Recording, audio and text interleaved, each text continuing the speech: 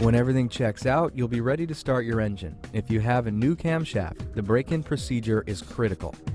If not done properly, you run a high risk of a cam lobe going flat and ruining the internals of your new engine.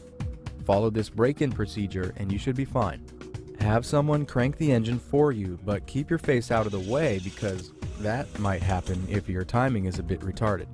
If the motor did just sputter, loosen the hold-down clamp for the distributor and advance it a little at a time until you get the motor to fire up.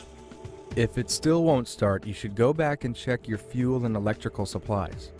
When everything's correct and your advance is set right, the motor should fire right up. Once it does, if you have a new cam, you absolutely have to follow this camshaft break-in procedure. The basic formula is 20 minutes at 2000 RPM. The firm rule here is that the engine has to be running above 1500 RPM. Do not let it idle, even for a few seconds.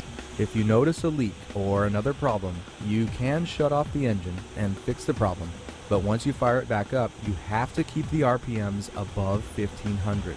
Every couple minutes it is helpful to change the RPMs a little bit. You can change them anywhere from 1500 to 2500. These variations are going to help properly break in the lobes of the cam and to keep enough oil splashing around inside the motor during the break-in.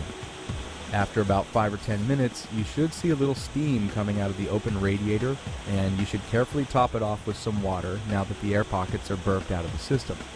Then close off the radiator before it gets too hot to touch.